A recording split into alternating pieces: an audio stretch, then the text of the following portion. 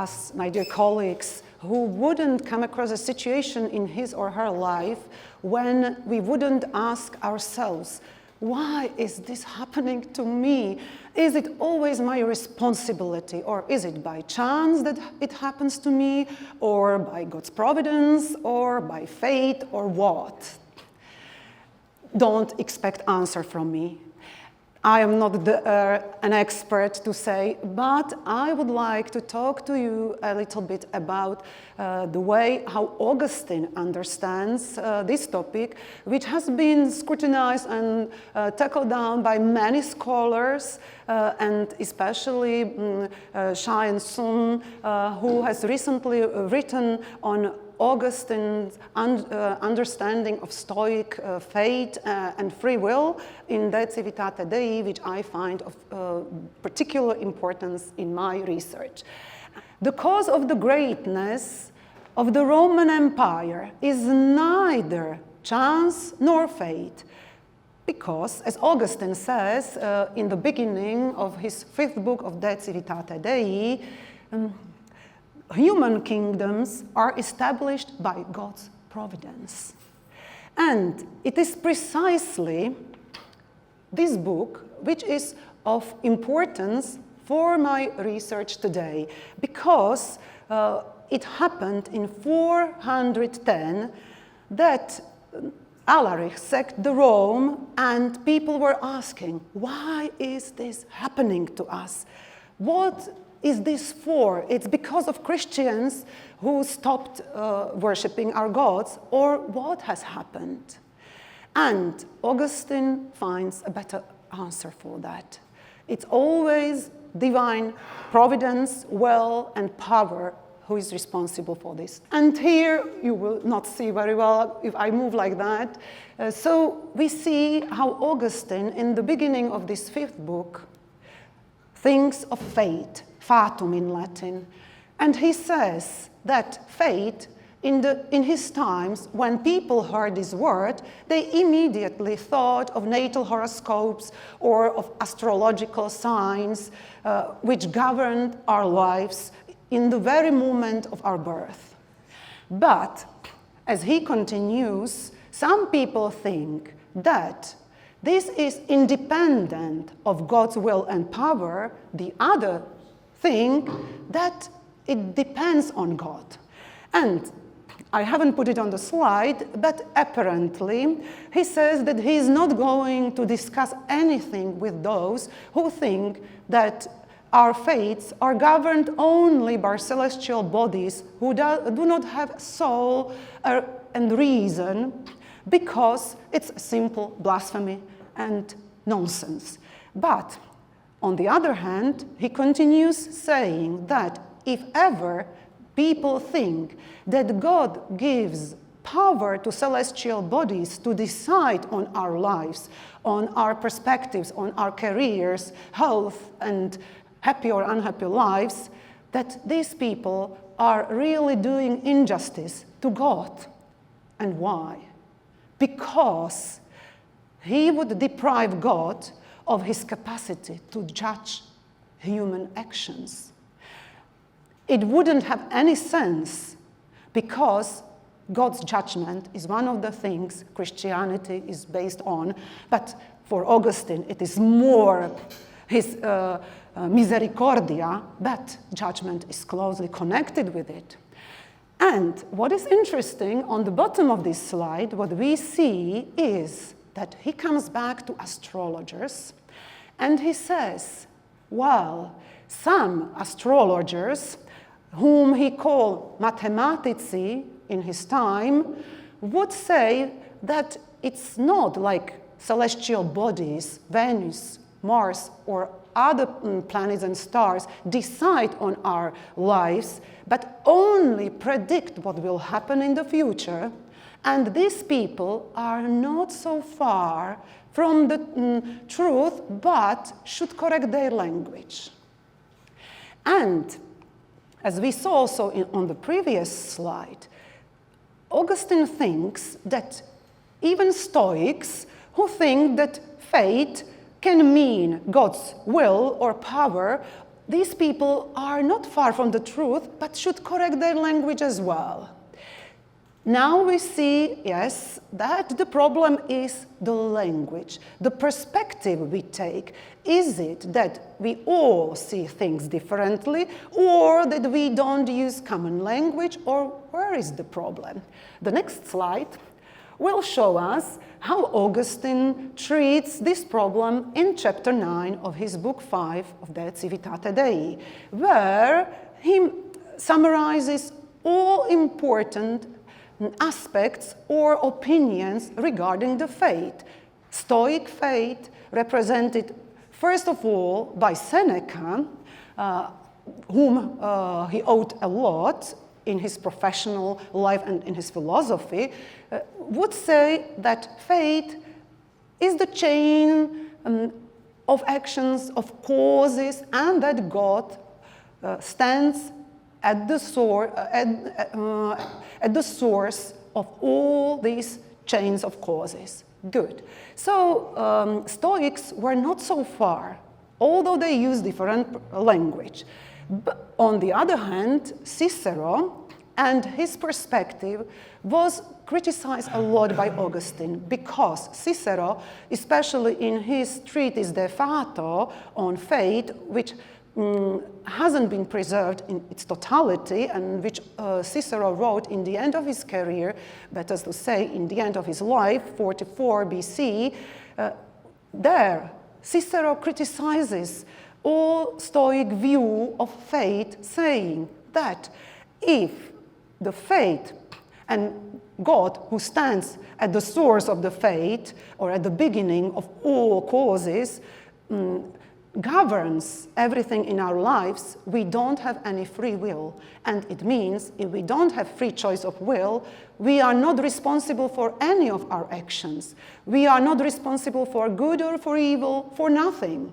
And Augustine, which is very interesting, criticizes this view much more than the view of astrologers, who could accept that somehow God can stand behind these fatal aspects of our life or of astrological constellations. So we see how it works for Augustine. He criticizes in Book 5 astrology. He criticizes Cicero. Mostly, he accepts the doctrines of Stoic philosophers. But now, how does it really work? Do we all use different perspectives? Let's look at the next slide. Here, I make a switch. And we see the parable of blind man and an elephant, which is hugely known, especially in Hindu or Buddhist religions or cultures. And here we can see one blind man can approach and touch the trunk of the elephant and says it's a snake. The other one stands by his side and thinks it's a wall, and the third one touches the tail, saying it's a rope. Could we see these Augustinian developments in De Civitate Dei 5 from this perspective, or is it completely different? Now we can see how Augustine views the Stoic philosophy. He accepts that for them, the will and power of God is the source of faith. And then, as you saw in the very first slide of my presentation, voluntas, or will, is crucial point for Augustine in his development of this topic in this book of his De Civitate Dei. So we can accept Stoic developments of this topic, although they need to be corrected, because in their view, free will is not given a significant place or sufficient place as it should be put in Christianity. The criticism of Cicero, as I have already mentioned, is obvious. Free will, yes, because people in Christianity, as Augustine believes, are not deprived of free will, but in their free will, they should do what is good for them and what has been seen before the world began in God's providence. So apparently this doesn't work well, but free will could be accepted. And then, next slide, is astrology. Although Augustine accepts that astrologers can use a different language and can also talk only about predictions, not only about decisions of celestial bodies. However, they are mistaken and their doctrines should be refuted. And the major argument Augustine uses, and not only in that civitate Dei, as we will see in the course of my presentation today, is that the argument of twins. The two are born in the same moment, but the two of them, no, definitely not in the same moment, because Dragana will know it much better than me, at least some minutes. 10 minutes. 10 minutes, very good, thank you very much. So they are very close in their birth time, but at the same time they can have very different destinies, different health conditions, different jobs, different fate. And this is not Augustine's argument, of course. He has taken it from Cicero, who was against astrologers, and from Greek philosophers. So here we see that he is refuting we cannot accept simply astrologers because this is the main argument against. And now we will continue a little bit further on. Okay, there has been so much written about fate and Stoic philosophy in Augustine's De Civitate Dei, but by chance or by fate, I do not know, during this academic year, when I was thinking of coming for the conference to Belgrade to see my friends and colleagues again, I met a friend from secondary school years whom I haven't seen for ages. And she's an accountant and at the same time an astrologer. But she doesn't make fortune by making horoscopes. It's just like her hobby.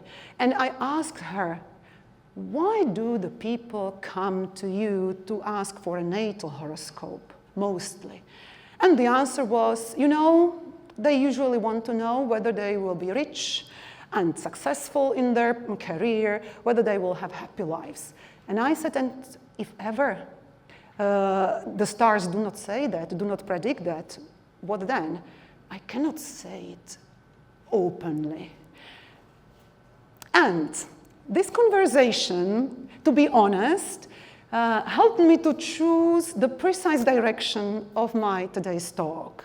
And here on this slide, we see the first preserved natal horoscope, which was made for Antiochus I in 62, and it was carved into the stone on top of Tarsus mountain.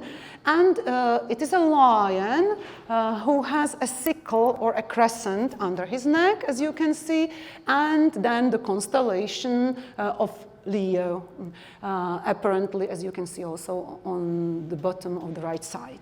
And this was the first natal horoscope, as I said, we know about. If we consider the Greek culture and religion, Greeks, since the 5th century before Christ, were deeply interested in these topics, in dreams, as we have heard this morning, or even in horoscopes, which they find inspiration by Babylonians who had this interest in astrology already in second millennium before Christ, but it came much later to Rome. Because, of course, it was Julius Caesar who made a reform of calendar in 46, because before years didn't have the same number of days, and so the year was not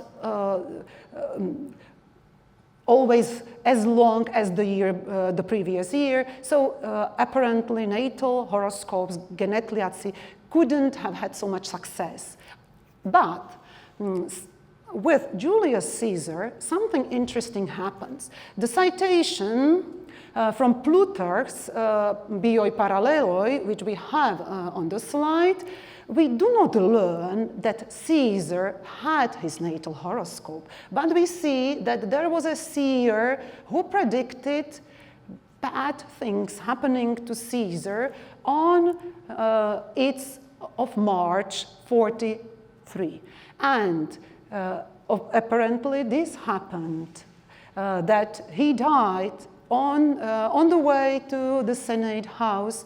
He met this man who said, yes, the Ides of March are come, but are not gone. And we know the end of Caesar, what happened that year. And what is of more interest or more bigger importance for us is what happened afterwards. During the mourning for Caesar, what happened? A strange comet appeared in the sky with a flaming tail. And for Romans who loved omens and signs and who were observing the skies and everything, unlike us, who are very rational people, they observed this comet and said, although usually cometa doesn't bring anything positive to the Romans, this time is something special. And they came with the idea that it was like confirmation of the divinity of Caesar. And we know that 2 years later, we see the reconstruction of the temple on the slide. The deification of Caesar was completed thanks to Octavian, and the temple was erected to Caesar on the Forum, and at the back of this temple also this comet with flaming tail was affixed. And now we have come across an idea that observing celestial bodies can tell us a lot and can be significant, especially for ruling elite. It is in the turn of the 1st century before Christ and the 1st century of our era that this interest in natal horoscopes start to take importance, as we will see in the next slide.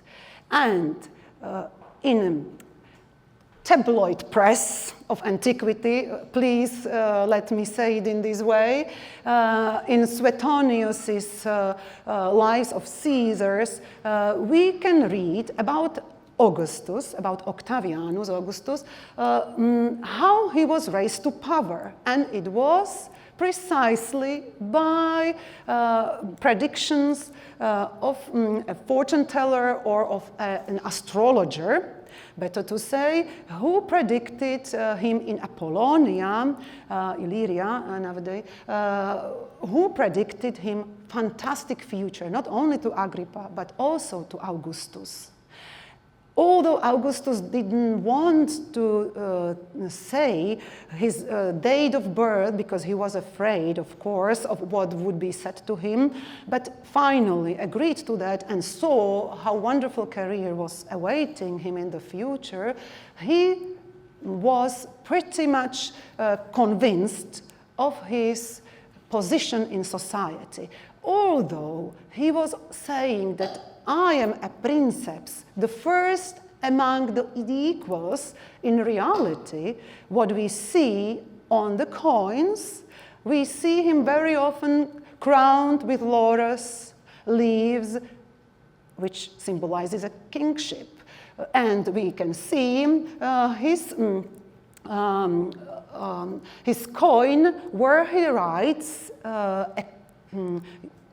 Capricorn, his moon sign. In fact, I have learned it. I am not a specialist, as I said, in astrology, but I have learned that his sun sign was Libra. But for Romans and ancient people, moon sign was much more important, and he was having precisely Capricorn as his moon sign. So that's why we can find these wonderful silver coins with the Capricorn and Augustus. And this was very important for my research in the topic, because it's how astrology took breath in the Roman Empire. Augustus find the grounds for his rule. He, in the year 11 of our era, gave a ban on astrology, I mean on natal horoscopes. And we can ask why he did it if he believed in these horoscopes. And the answer, I think, would be quite, I don't say quite obvious, because maybe at first sight we can say it's because he thought it was a pseudoscience and we shouldn't believe in these things. But the reason for that was that he was already in his 70s, and many people probably wanted to know more about his natal horoscope in order to help him go to another site with Charon on the boat. And that's why he put a ban on that. He was probably the first one to learn about that in the history of Roman emperors, but not the last, definitely, because we know the same thing about the Emperor Hadrian, who was a very skillful astrologer. Every year, on the 1st of January, on January calends, he made his own horoscope, and he even knew the date of his death. But those who would be happy to know this natal horoscope were threatened by death punishment. So we can see that family succession or the race to power, these are the things which are very often connected with natal horoscopes in the first centuries after Christ. What will be interesting about them in later centuries of the later empire, we will see very soon, but first maybe we see how it finished with the horoscopes and with all divinations, soothsayers, magicians, and augurs on the 1st of January 439. This Codex Theodosianus was put to force, and it was completely forbidden to practice astrology and all other kinds of magic practices. It was already a Christian empire, but it was still of great importance to declare it publicly. And why was it so important? We will see right now with Augustine. Augustine, as a bishop, was a man who was very clever, had a shiny career as a rhetorician, as a teacher of rhetoric in his 20s, and he was deeply interested in astrology, as we will see immediately. But when he became a bishop in 396 in Hipporegius, nowadays Annaba in Algeria, he started to write this fantastic treatise, De Doctrina Christiana. We can call it on Christian doctrine or on Christian education, but none of these words which we can find are good enough to translate it. But in the second book of this treatise, we learn about Christian culture, which shouldn't be based anymore on liberal arts, artes liberales, but on the teaching of the Bible. And among other things treated in this second book, we also learn about magical practices, about superstitious practices, which were very common at his time. I mean, Romans really saw omens everywhere. If the cat has crossed the street, it was a sign. If the doors were open or just banged, it was a sign.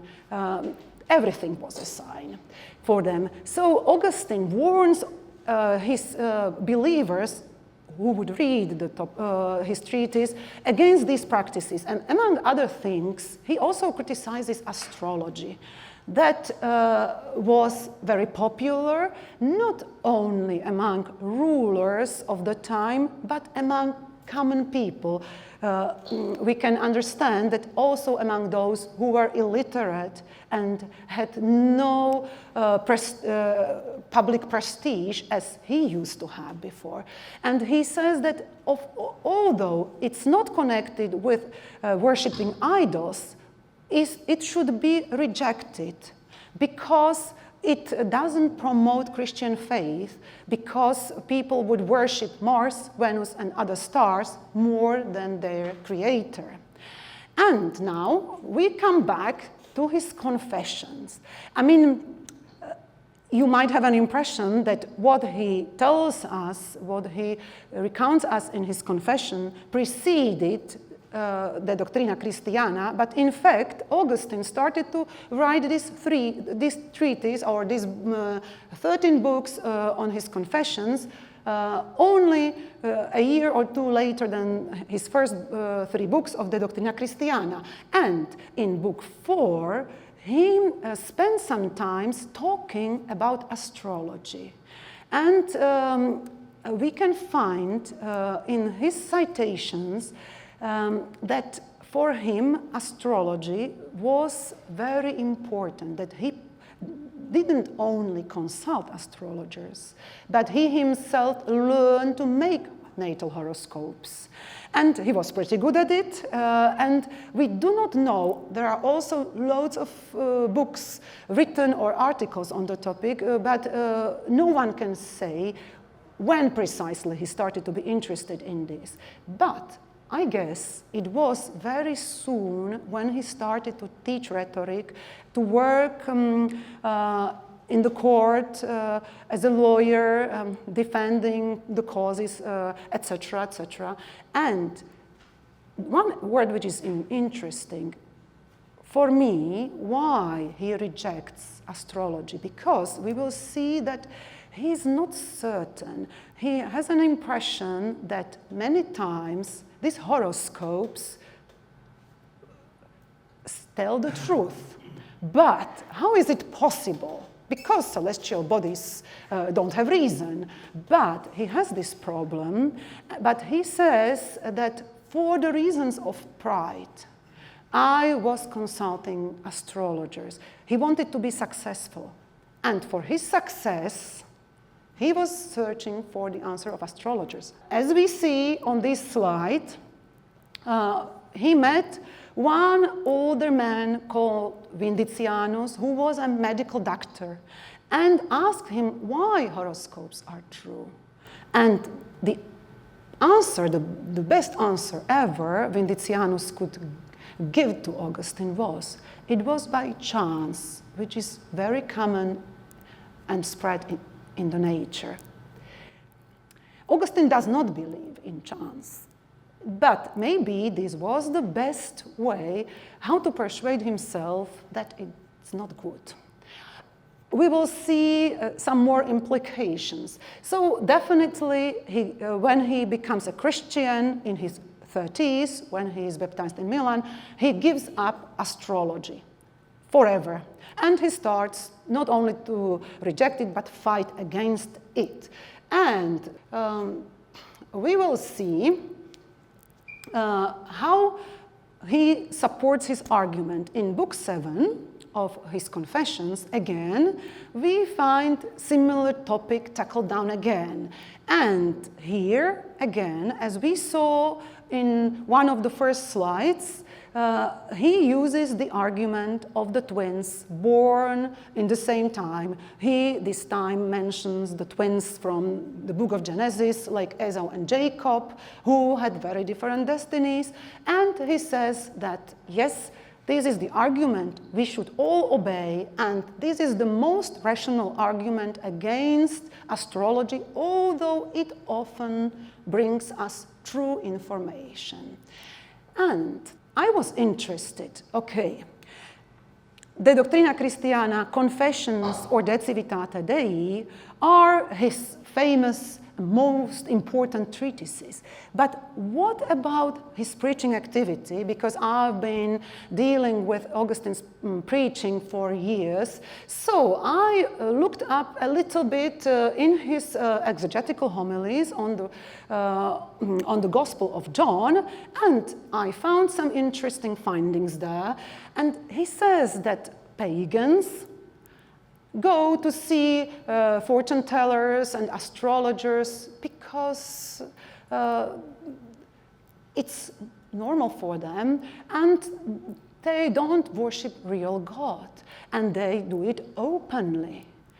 But Christians in the end of the 4th century, or better to say in the beginning of the 5th century, because we are in the year 407 or 408, go to see astrologers clam, so secretly. So here we see that this practice was really spread out widely. And in the next slide, we will see how he treats the topic.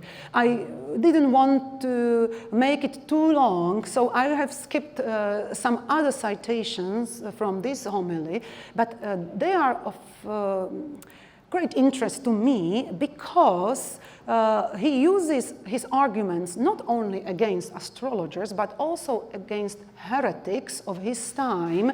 And he is showing, based on biblical citations, how astrologers tried to convince people that, for example, even Jesus Christ was dependent on faith. My time hasn't yet come, they would say. So we can see that astrologers who wanted to make money, who wanted to be rich enough, probably, tried to put people in the trap by using their own weapons. And Augustine apparently explains in the homily how people should understand it based on other biblical citations.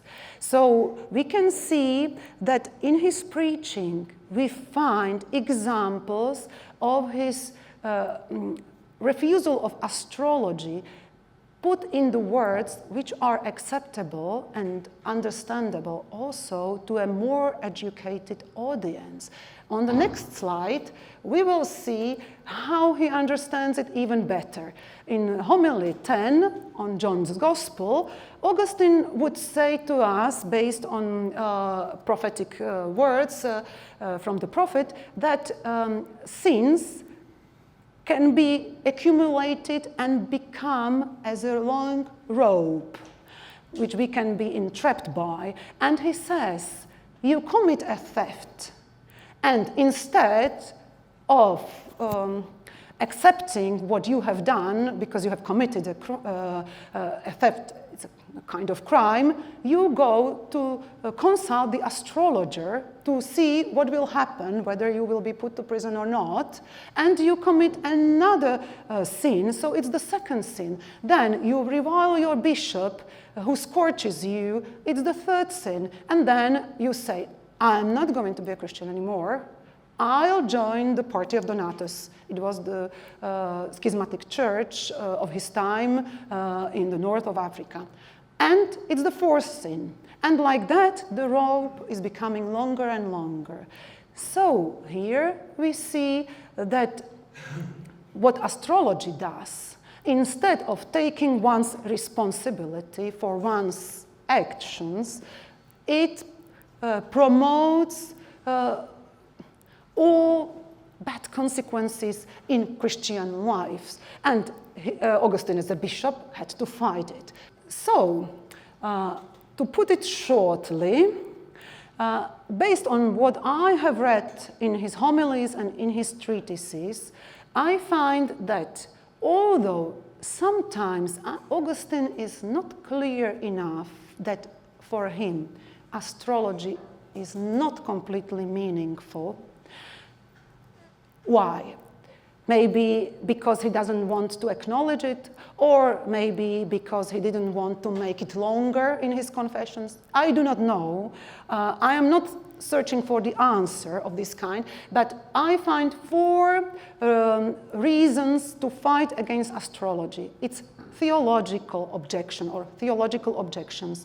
We can see that people were very often misled by astrology, like forgetting that God's providence stands in the beginning of their lives and that God's will and power rule their life, although they are free in their will.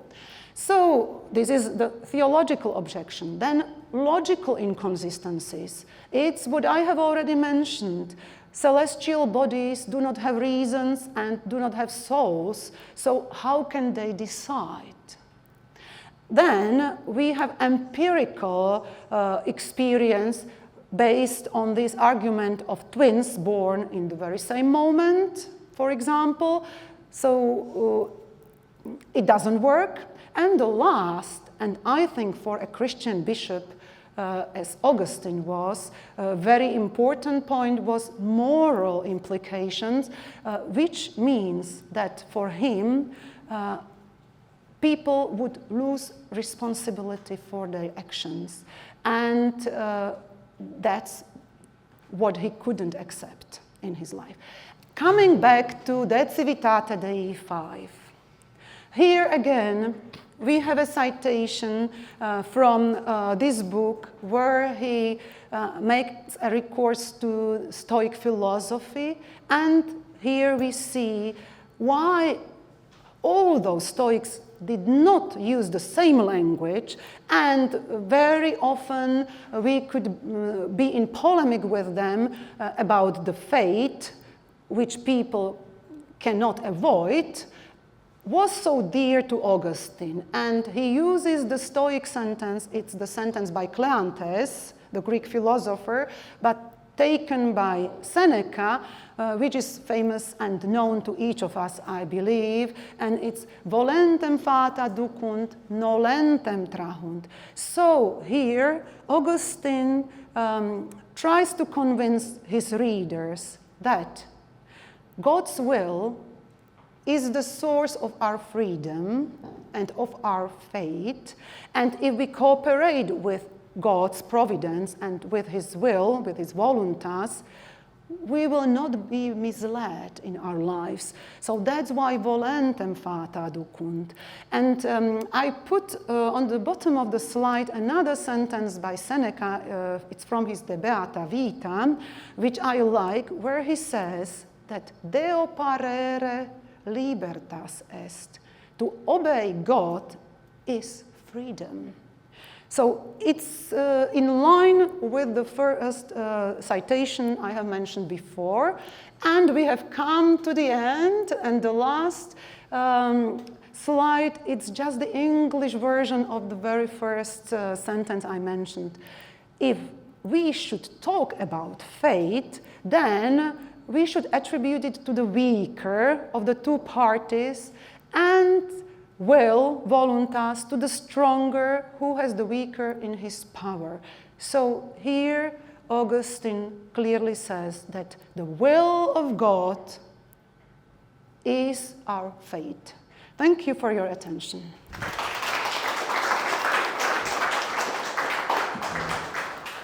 Hi, thank you. Really interesting. I had a question. You touched on it throughout, especially on maybe 2 or 3 slides ago. You gave a bullet point list of reasons summarizing moral implications, things like this, and it was against Christian doctrine, because for Christians, there's free will, and fate might get in the way here. I was wondering, this might be perhaps a bit of a naive question, if so, excuse me, but I was wondering, how would this balance with some of the seeming prophecies or predictions that are made in Christianity, such as in the Old Testament, that were fulfilled, reportedly by Christ? So does this seem to suggest that it's not that prophecies or predictions are never allowed, it's just these ones in particular aren't allowed?